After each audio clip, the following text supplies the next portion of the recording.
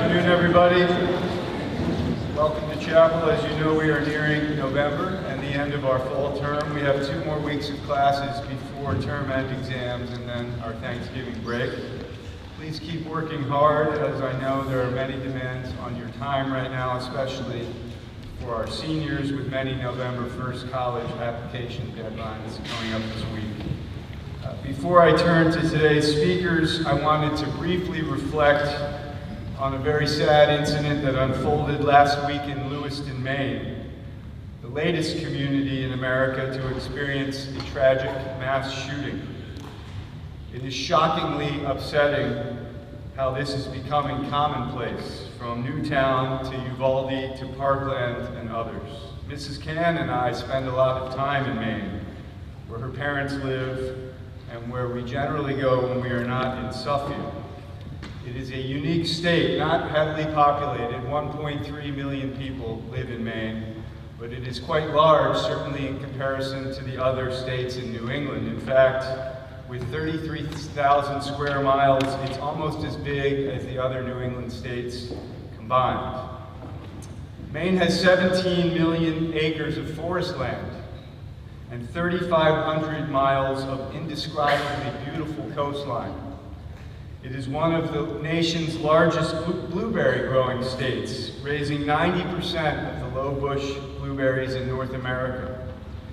It has 430 acres of state and national parks and abounds in natural assets like lakes, beaches, mountains, and seacoasts. And of course, Maine is internationally famous for the quality of its seafood due to the cool, clear waters which provide the perfect environment. To get to our home, we drive right through Lewiston, home of Bates College, where Mr. Atkins and Mr. Bullock and many Suffield alumni went to school. And the site now of this truly horrific violent tragedy last week, when an armed gunman killed 18 and injured at least 13 more in a local restaurant and bowling alley. Lewiston, Maine has a deeply interesting history. For Maine, Lewiston is considered a city. For most of America and the world, it would be called a town. There is one high school. Lewiston is an industrial town, a mill town, essentially built by Canadians who headed south from Quebec, and an ethnic melting pot with many immigrants from Vietnamese and East African, mainly Somali, diasporas. It is in a story of great legend, somehow a famous heavyweight boxing championship in 1965 between the great Muhammad Ali and Sonny Liston unfolded not in New York or LA or Las Vegas, but in Lewiston, Maine. Lewiston's history has been marked by some tensions that reflect the story of America, as the Industrial Revolution was followed by technological changes and globalization that turned Lewiston into a largely abandoned mill town with high unemployment, and then rapidly changing demographics as immigrants settled and the composition of the community and the high school changed. This was beautifully highlighted in a great 2018 book by a Bates alum named Amy Bass called One Goal, a Coach, a Team, and a Game That Brought a Divided Town Together. It tracked Lewiston High School's long history of soccer excellence and their first state championship. I will buy some copies of this for our community and make them available to you. Last week, as we know, Lewiston was ripped apart by gun violence as one person ended lives and devastated families and a community. We are living in a world with some unfathomable occurrences, like a small community being ravaged by gun violence at a restaurant and a bowling alley. In a scene, as I said earlier, that's becoming unacceptably too common. We must stay resolute in striving to spread peace and kindness as we seek a brighter and better world.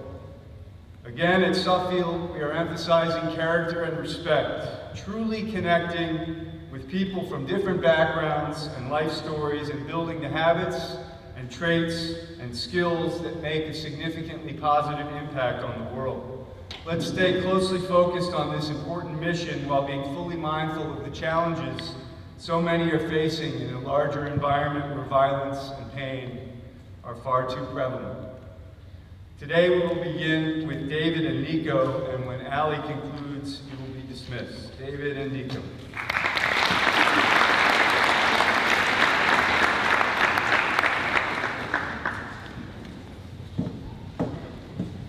Hello, Suffield. My name is David Bowers. I'm Nikolai Kerwin Amphitheatrov. And this is a Halloween story that we came up with for you guys. It was a normal day in October. I woke up to the fourth alarm. That's it, and I rolled out of the bed into the shower. Then I went on to breakfast.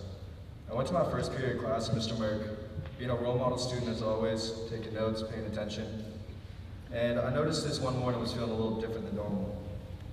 Luke was talking to Mr. Merck. Nothing was really making sense. It all sounded like gibberish. And then suddenly Mr. Merck turned gray, and his head blew up into the size of a pumpkin. I remembered something a week prior that I watched, The Walking Dead. It felt the exact same. I immediately got out of my seat and ran to Greg's office, where I saw a man with hair. I was flustered. I didn't know if it was Lynch or not. Believe it or not, Mr. Lynch had never had hair. That was the final straw. I left the office, ran up to my room, dodging and weaving through crowds of mindless students. Luckily, Nico was still normal. I told him what I saw in my first period, and he told me that I was crazy. He didn't even believe me. But after telling him more detail about the zombie-type apocalypse that was happening across campus, I asked him where the roommate was, Michael McCormick. Now, if you know Michael, Michael likes to sit in his bed, watch movies for hours, and maybe play some chess. But when Michael isn't in his bed, one can only really wonder where he's at. Now, normally there's two places he could be: water polo practice or making a sandwich in the dining room. I picked up the phone and I rang Michael's number with no answer. I started to worry a little bit and wanted to know where he was. Nico and I decided that we had to go on a mission, gather all the troops that were still living. Whilst this is dangerous and probably wasn't a good move, we did it anyways. Nico's preferred weapon of choice was his Havaiana flip-flop. Now, I don't think it was a great choice due to the range issues and low damage. I decided to pick a textbook, since I've always thought about it because of its weight and its ability to probably knock somebody out. I also never really used the textbook in a different way. So, with our weapons of choice, we suited up and got ready to take on business. Walking out of Fuller, me and Nico could tell that something was wrong. Mr. Edwards' tie wasn't matching his shoes, and Mr. Warren's suit didn't match his socks. So we looked at each other and said, what in the world is going on? At this point, I thought I was just dreaming, and it couldn't get any worse. Oh, but it could. It got way worse. We saw our roommate, Michael McCormick. Now, Michael wasn't acting very different, but Michael wasn't acting very Michael, if you know what I mean. He looks up at us and just screams. I look at Nico and he says, run. We began sprinting as fast as we could for cover, whilst Michael was chasing us on all fours like a wild animal. Eventually, we make it to Spencer's side door, and we ran inside, going into the first room we saw. We are hunched over, trying to catch our breath, just panting after the full-out sprint we just had.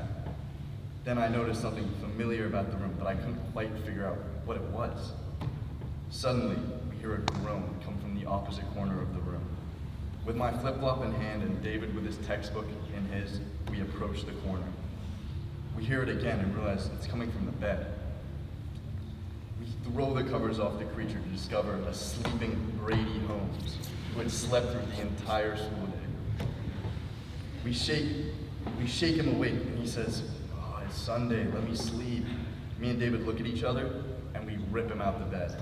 We sit him down and explain the situation to him. Now, if you know Brady personally, you know he's a man of many, many words, but his reply was as simple: say less. Then we hear a bang on the door. We arm ourselves with our assortment of weapons: David's textbook, my flip-flop, and Brady with a vacuum. We make our way towards the door. The bangs get louder and louder. All of us, being pretty scared of zombies, we decide to jump out the window. We start running, hitting zombies out of our way as we go. Then, as we're running across the academic quad, we see flashing lights coming from Holcomb, and we immediately make it our destination. We bust through the doors of Holcomb, entering the hallway. This is a dark, gloomy hallway, teeming with zombies. They stare at us with their dead eyes, reflecting the flashing fluorescent lights above. I, see all the zombies in front. These are all my peers, and I begin to make out one of them out in the front. It's our friend, Amelia Burton. I catch her eyesight for a second, then she begins screaming the most violent and barbaric noise I have ever heard. Immediately afterwards, lunging towards us, all of us sprint down the stairs faster than we've ever moved before, leaving the building, sprinting back across the quad, getting chased by hordes of zombies. And as we're running in the direction of the art terrace, we see our ex-roommate, yet again, Michael McCormick, running at us on all fours like a bear chasing its prey. We scramble, splitting up, but he targets Brady Holmes. He sprints at him, with Brady trying to fend him off with his vacuum cleaner, yet his efforts are unfruitful. Michael picks him up over his head and flips him. That was the last time I saw my friend Brady. On the other hand, it was a pretty good distraction. Yet me and David are split up. Anyway, I make my way to the dining hall, where I find Isabel Spencer atop a table, fending off zombies with a speaker, which is blasting Sandra's Rose by Drake. I stand there in awe, just pure astonishment at what I'm seeing. Anyway, I run over and help her fend off the zombies. She jumps off the table, proceeds to kick me in the shins and yells at me for no reason. Now, whilst Nico was completing his little side mission, I had one to take into my own hands. Whilst running from the zombies that wanted to adopt me, I came across someone else fending off these beasts. This person was using a different route to try and defend himself, and it was words. Kiefer Priest was trying to calm down the zombies by trying to speak out their problems. Some of the words that I heard were, "Why are we fighting?" and "See, I don't get why you're acting like this." I yelled for him and we continued to the meetup spot where we found Nico. Now, me and Isabel had just fought off some of the remaining zombies, and we decided to head back to our sophomore year dorm, where all of these friendships were made. Adib Sami, where we enter the dorm, and we find that one of these rooms has this black evil growth coming out of it. So then I get this flashback. I realize that this all stems from freshman year when Michael and David were roommates. One fateful night, they ordered Five Guys, and one of them spilled a milkshake on the ground. Both being too lazy to clean it up, this milkshake eventually turned into black mold, which is first of all disgusting, and second of all, how do you just let something like that live in your room for a year? So they used to tell stories about how this mold was like their third roommate, or how they had this happy little family in their room. So I flash forward, we're back in Sami now. I hear this noise, this murmur.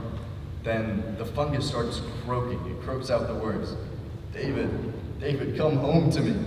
I look at David, having an intense moral dilemma. He doesn't know what to do. And then I see the look in his eyes. He's gonna face the fungus. And before he can take a step towards the room, I see this in slow motion. Isabel behind him, shoving him into the room and running away. There's this flash of bright white light. I'm stunned, discombobulated. I don't know what happened. I wake up, not really knowing what to do, so I go back outside. And I see that everything had turned back to normal.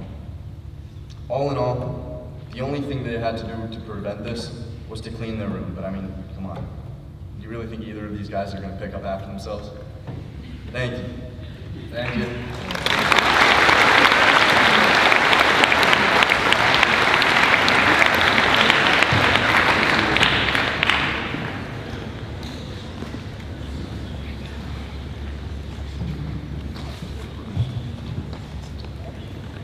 Before I begin, I would like to address a surprising event that happened yesterday. A charger exploded in my room and rendered it temporarily inhabitable. This event was the most surprising occurrence that has ever happened to me in all of my years at Suffield, and I would like to convey my thanks to my peers in Fuller as well as to Mr. Sedian. While I left my room and simply pulled the alarm as soon as I saw fire, Mr. Sedian stepped up as the adult in the situation and put out the fire with a fire extinguisher. If he had not done that, it is highly likely the fire would have spread all throughout my room and may have even caused irreparable damage to the dorm. To my peers in Fuller, thank you for making light of the situation and checking to see if I am all right after the fact. I'm doing perfectly well, especially upon learning that none of my belongings were destroyed besides the charger that exploded. I am proud that the community I am part of is able to take care of this situation so carefully. My name is Maximilian Giuliano, and this is my 4th and final year here at Suffield. I was so unsure of what I wanted to talk about for my chapel speech that Mr. Lynch decided to walk me through a few ideas on Friday afternoon. Unfortunately, I had been missing a class, so we were only able to come up with 2 hurried ideas. The first was about my unique experience as someone who has experience as both a day student and a morning student. The second was what I am going to talk about today. 10 reasons diving is a great sport and why you should dive in the winter. I felt a bit pressed for time, so here are 7 reasons. All right. Number 1, light practice. Because diving practice has to be at the same time as JV swimming due to the required 2 empty lanes, our practices are the same length, an hour to an hour and a half. This leaves plenty of time for other activities, especially if coming from an intensive fall sport with 2 to 2.5 hour practices. Number 2, learning a few tricks. I initially chose to begin diving because I wanted to be able to do a backflip on a trampoline. I hadn't been diving long, but I am now able to do that and more. During the summer, I did some cliff jumping on a lake and was showing off my 1.5, which is essentially just a front flip into a dive. Diving also opens the path to tricks like gainers, where you jump forward and do a backflip. Number 3, the feeling. There is nothing like the feeling of hanging in the air above the water. It feels both freeing and terrifying, and both feelings are amplified the harder the dive you attempt. I am currently learning how to do a double front flip, and the adrenaline rush I feel when trying it never goes away. Number 4, learning to face your fears. When diving, it is inevitable that you will come across something that you cannot imagine doing beforehand. For me, the first thing that comes to mind was the backflip. The idea of going over my own head terrified me. For a straight week, I stayed away from backflips entirely. I did all of my other dives as needed, but refused to try the backflip. It was a mental block that I honestly didn't think I would get through. I wanted to quit. I was sure if I tried, I could get some other dive to take the flip's place. But that wasn't an option unless I wanted to do something way harder without any sort of proper foundation. At the end of the week, with only a few minutes left to practice, I stood up from where I had been thinking about the flip. I was annoyed at myself. I wanted to learn how to do the flip. It was the whole reason I had begun diving in the first place. In that moment, my anger and frustration with myself drove all the fear out of my mind. I saw the board was empty and practically ran onto it and got myself situated at the end. If someone had been on the board at that moment, I would have had time to think. I am so glad no one was there. I threw myself off the board like I would do a back dive and flipped around completely, if a bit too much. It wasn't pretty, but I did it. Number 5, it is rewarding. After finally overcoming my fear of the backflip, I felt an amazing dopamine hit. I had been trying so long to overcome the fear of my backflip that it felt as though I had achieved the impossible. A wall crumbled before me, and it felt like nothing I've ever felt. No matter how many times I get that feeling, it never feels any less. The dopamine hit for surpassing your limits is addictive. Number 6, the divers are needed. During my sophomore winter, I took a break from the pool area. I had decided that I was done with swimming and was unsure if I wanted to stay on the team with those I considered my former teammates. For some reason, I hadn't yet realized that it wasn't the swim team and the diving team, but the swimming and diving team.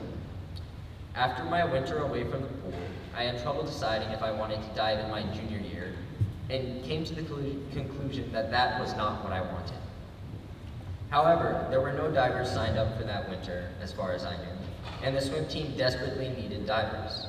With the way scoring works, divers only add to the team score. It is not possible for divers to lower the score. If our team wanted to win, we needed divers. I was begged by Mr. Lynch and all the swimmers, most notably last year's seniors. Although I was essentially pressured to getting back on the board, I have not once regretted that decision. Number 7, other perks. I think I have already said the main things that I think are the best about diving, so here is a few things telling about the other notable information. Divers can sign up for the Florida training trip the swim and dive team goes on every year. Mr. Islam is the diving coach. There is a chance that we get a hot tub for the diving team for the first time in 5 years.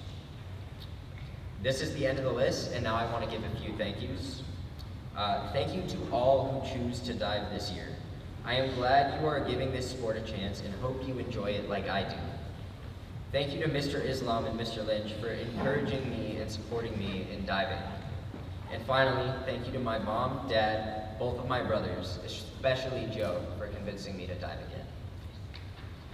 That's the end of the speech.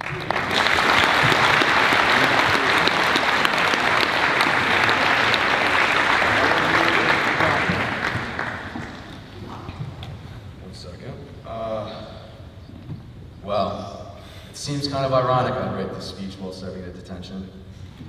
My journey here wasn't exactly a straightforward path. Through my experiences at multiple high schools, I've had my fair share of experience of starting anew. My time at Fordham Prep, a Jesuit high school with the last name Kornstein, the mix was comparable to oil and water. Besides staying with my middle school friends, I understood quickly this wouldn't be the place I graduated from. I mean, 1,000 guys in one memorial-sized building, 3 of Mr. Lynch's, all armed with whistles and Bibles. I mean, imagine your dean of students hits you with the whistle to your ear and forces you to recite Glory Be or Our Father before 9 a.m. My tipping point was the first day of Hanukkah when menorah was thrown at me by a priest. I honestly thought it was funny. I just didn't think Father Lorenz had that in him. It's an especially fond memory for me considering that Father Lorenz is easily one of the best teachers I've ever had. When I was writing this speech, I was trying to find a similarity between my time at Fordham and Suffield. And I realized, similar to Father Lorenz, I bumped heads with many of my favorite teachers at this school. Miss Rawlings, you have a way of invading my personal life like no other. And I've grown to know that's out of love, but it did take some time. Miss Rivers, I never understood how ancient Greek mythology and TikTok dances had any correlation, and I honestly still don't, but I love the energy you brought to our English classroom. Mr. Warner, in your class, I learned more about the science of wearing pink suit and pink socks and 3, 4, 5 triangles, but I would not have it any other way. Mr. Lynch, man, have we had a journey. We've had our ups and downs, but I think it says a lot that I now choose to come to your office. Let me tell you a little story.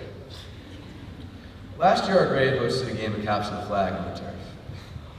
And after a few rounds where the games are getting more and more relaxed, at this point it's more of a conversation thing than an actual game. But poor Gus happened to get the flag.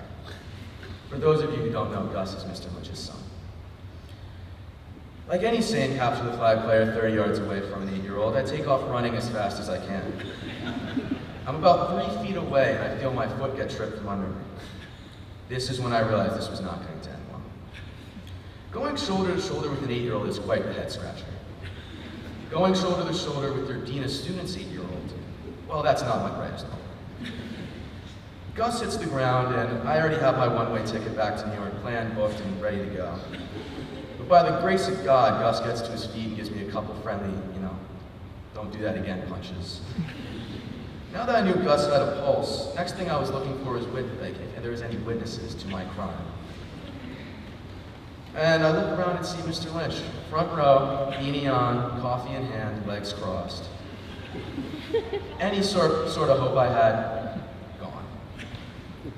To make matters even worse, I had chemistry first grade with the man himself. I came into class 5 minutes early, essentially waving the white flag, and Mr. Lynch walked in right on time, a consistent 8 minutes late. Mr. Lynch is already starting his lesson when Brady Austin Holmes walks in, eating a bacon, egg, and cheese. He takes one glance at me. For those of you who know Brady, he has this look he gives you right before he's about to start a war that most likely he has no involvement in at all, but just wants to see the world burn. He starts laughing. I know it's over. And he says, Mr. Lynch, how do you feel about Leighton decking Gus? The classroom erupts. I'm kind of laughing while making sure Mr. Lynch can't see me laughing, like this weird scenario. But Mr. Lynch looks around the room and all of us laughing, and turns to Brady. Since you have so much to say to Leighton, how about you read the oath to Mr. Hornstein? The classroom goes silent, knowing Brady probably has a 1% chance to remember an oath that none of us have actually memorized. For those of you who believe in miracles, that on that fateful morning a light bulb would appear above Brady's head, it did not. We can learn a lesson from this. Pick your battles wisely. Or don't, as Brady continues to illustrate, since just last week he was forced to read 4 consecutive Hamlet soliloquies for doing the same thing. The way that Brady needs to stop instigating, I probably shouldn't be running full speed at any children under the age of 10. In my life, I've made more mistakes than correct decisions. Thinking any of my absences from the health center would get cleared. Assuming I could pick up the piano in a week. Mr. Dugan literally told me I had 2 left hands. I didn't think that was a thing, or an insult, but apparently it is. Water polo, or in my case, try not to drown. Michael, David, and Nico, my friends here, thought it was a good idea for me to join the team. And so did I, until I realized without knowing this thing called egg beating, I would simply be that one cool toy as a kid you'd push under the water and it would stay down there and then pop back up and hit you. It was not my brightest athletic moment. But these, along with some other things, are mistakes I attempt to build off of in retrospect. My biggest takeaway is that without these mistakes and mishaps, I wouldn't be the person before you today. So I'll leave you with this stuff. I was once listening to these speeches about how I should appreciate every day and live every day like it's your last year. I just shook my head, dismissed it, scrolled through my phone like most of you are probably doing. Yet, until something like this place was taken away from me, I never truly appreciated what I had. And that's all I want to share with you today. Thank you.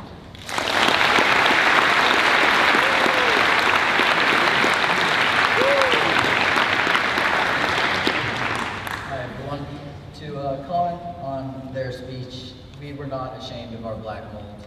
It was a pet ecosystem, and I think that's great. Okay. When I was contemplating what to write my chapel speech about, I thought about the things most special. I couldn't think of anything else than the most sincere, smart, and caring woman I know, my mother. I love my mom more than anyone else. My mother often asks me, will you care for me when I'm old? My response is always, of course I will. She'll then ask, what if your wife doesn't want me around? And I'll always respond, then she'll sleep outside. I truly believe that I have the greatest mom out there. I'll put her up against any of your moms as the undisputed GOAT. Even though it's a natural maternal obligation to be there for me, no one does it like her. If something goes wrong in my life, no matter how stressed I am, even now, her cortisol levels outnumber mine 100 to 1. Like most chapel speeches, I will offer some advice. Take your mom out to dinner. Believe me, even when you have a mom that decides that every dinner is the time to have the talk, every dinner with my mom has been special. However, don't do it for your benefit. I promise you the happiness it will bring your mom is unparalleled. But if you're not feeling so altruistic, consider taking your mom out to dinner like attending the policeman's ball. It pays to be on the good side of the ultimate disciplinarian. If you have siblings, this becomes all the more worthwhile because you can become the favorite child. One time, when my family was stacked in a minivan on our way to Cape Cod, I got in a fight with my sister. I was mad from the get-go because I had to sit in the back seat and she got the middle row. I called her a butthead and she called me an annoying worthless brother. My mom took no time at all to say, Lauren, don't talk to your brother like that. I still took her insult personally. I stretched my shoulders and arms while mentally hyping myself up like I was Mike Tyson stepping into the ring. With unimaginable swiftness, I reached over the middle seat, wrapped all 5 fingers around her hair, and yanked it like I was trying to start a balloon. Instantly, she turned into a feral animal, flailing her arms around and screaming when she was set on fire. Before she had the chance to turn around for vengeance, my mom stopped the car and screamed, enough. With the biggest grin on my face, I was staring dead into the eyes of a rabid dog that was only being held by a thin leash. Her eyes were so wide that it looked like her eyelids had cowered back because they also knew what was coming. Her head in anger turned around to my parents and screamed, why does he get to yank my hair and get no punishment? Why call him 3 words and you punish me? Just to make her a little mad, I whispered in her ear, because she loves me more. She instantly screamed, Mom, do you hear this? My mom calmly responded, when was the last time you took me out to dinner? Lauren screamed, then cried, and then spent the rest of the car ride looking up hair products for growth. Mom, I love you more than anyone in the world. Thank you so much for being on my side. I love you too, Dad. I'm sorry that Mom takes the cake, but you've always known I was a mama's boy. I love you, Lindsay and Lauren, my sisters. You have been decent sisters. Nicholas, you have been the best little brother I know, or could ask for. I'll also take this time to thank my best friends and roommates, David, Layton, Brady, and Nico. Thank you to all my teachers, coaches, and advisors. I have tolerated all of you. I won't say who is my favorite, because I've seen what hearing you're not the favorite can do to someone. Thank you.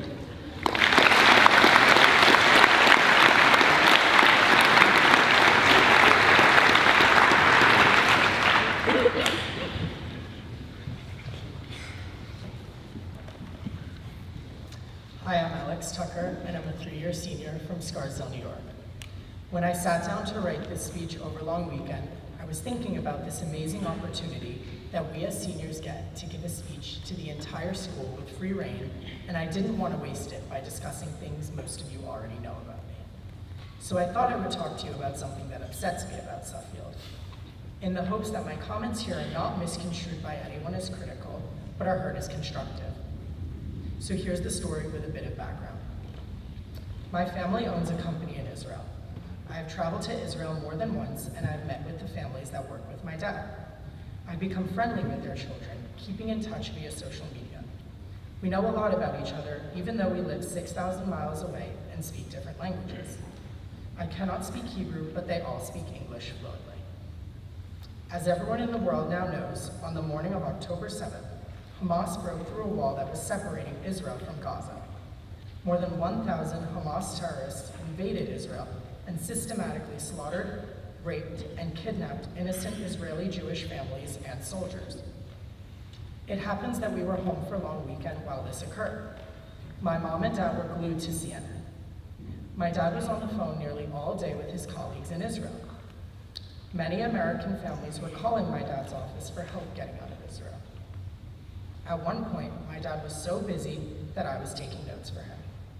Regardless of your politics, religion, or beliefs, what happened on October 7th was horrendous.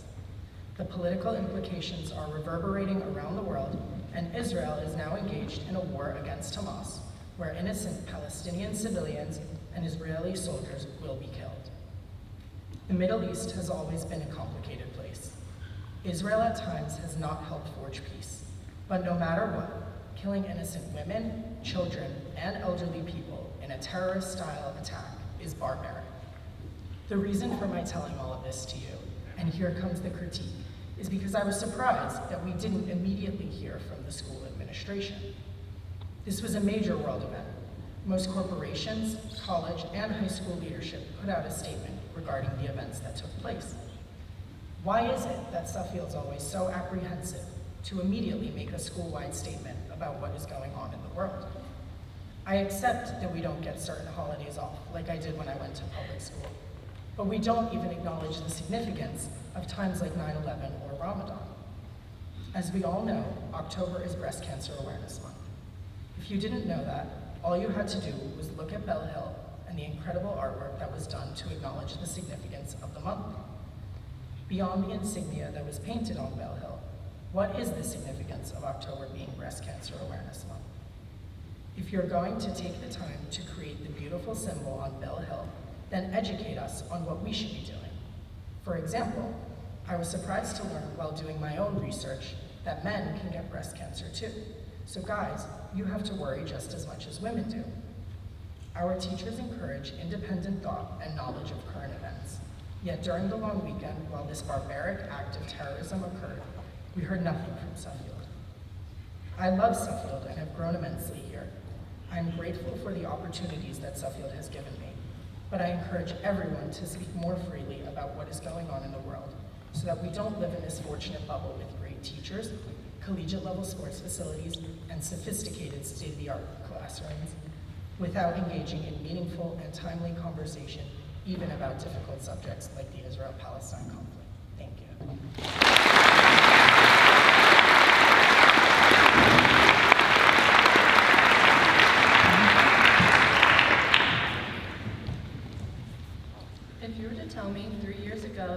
what I was going to write about for my chapel speech, I would have told you you're joking and probably laughed in your face. Hi, my name is Ellie Ruffa, and I'm a 3-year senior from Dorset, Vermont. Ever since I can remember, my brother Will and I were each other's worst enemies. I know many siblings close in age get along well, but that was not us. We were always competing together, whether it was who got more Halloween candy, if we were going to play Just Dance or Wii after school, and even who got to play the game on the back of the cereal box. Yes, the cereal box is questionable, but we took it very seriously. These do seem silly, but I'm telling you, Will and I were out to get each other at every waking moment. I used to flaunt the fact that I was taller than you. My dad used to tell me, Ellie, you may be able to walk over your brother now, but seriously just wait a few years. My solid 5'7" 8th grade tall self genuinely would tell him otherwise. How times have changed that I now can say not only do I look up to you, Will, both literally but figuratively as well. You left for junior boarding school and I was going into my freshman year of high school. I may have been forced to hug you goodbye, but as soon as you drove away from home for the first time, I instantly felt that a piece of me was missing. Who was I supposed to be to the front seat, the TV remote, or the bathroom? Who was I supposed to complain about to Mom and Dad when I got in trouble? Who was I supposed to call when I literally wanted you to bring me a glass of water to my room because I didn't feel like getting up? Before you had left, I don't think I fully understood what I was about to lose. You came back from winter break towering over me. By being around you for less than 10 minutes, I noticed so many things about you that had changed. You had become more polite, mature, well-rounded, well-spoken, and overall had a more radiant attitude. While you were gone, I would hear about how much your grades and academic performance had improved, and you were excelling at your new school. I was jealous of this newfound change and instantly wanted to be like you. It sounds absolutely crazy to me that I wanted to be like my little brother, but it's true. Over a year went by, and I was thankful to end up here at Suffield. The academic adjustment to boarding school was harder for me than expected. With Will's no phone policy at school, the calls and texts between us were limited. The times we could, you were checking up on me and I was checking up on you. Although we were not living the same life at the time, you were always there to give me the insight that you could. Though I had so many resources here on campus helping me adjust, Will, you have been my original inspiration, motivation, and confidence builder. Now seeing you here every day, you never fail to brighten my mood. Your time at Suffield has only begun, and I just know when I'm gone, I'm only a phone call away for every next step of your journey. So my biggest thanks goes out to you, Will. I know I don't say it enough, but I love you. Thank you.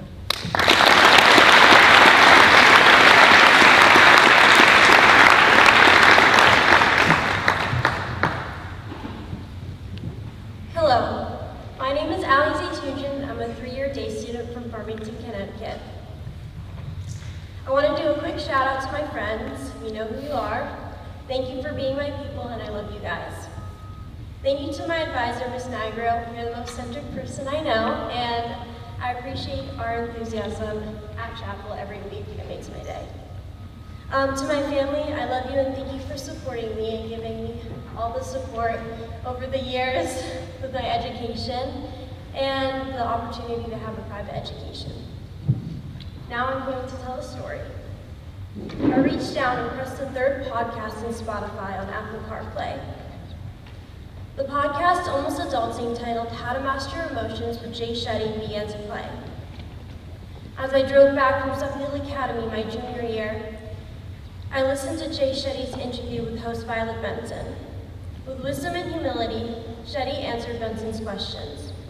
As I began to reflect on Shetty's words, I felt a weight begin to lift away from my chest. I was reminded that I am capable of balancing my life and centering it around what I appreciate the most. Shetty discussed emotions and the weight it puts on people that anchors them in place.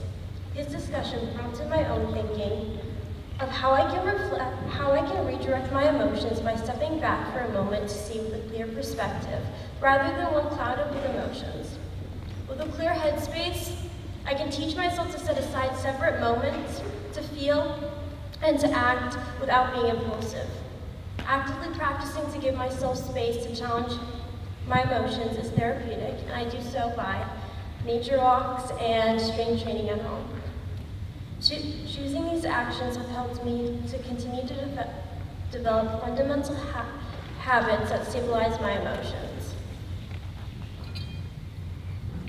Throughout the interview, Shetty described complaining, comparing, and criticizing as the cancers of the mind.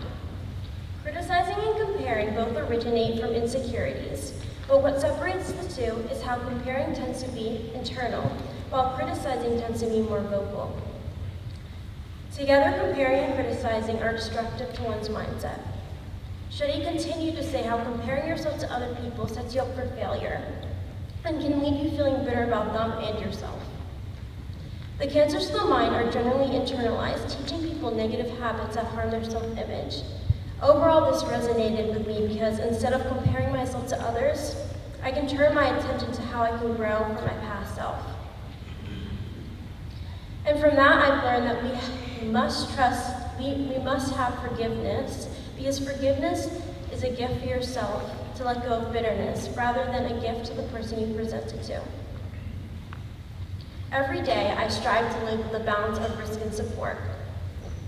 Taking risks and having a safety net propels me to find my own pace in a world where we are all going at a rapid speed, and disconnect from society's expectations of what my life should look like by taking risks.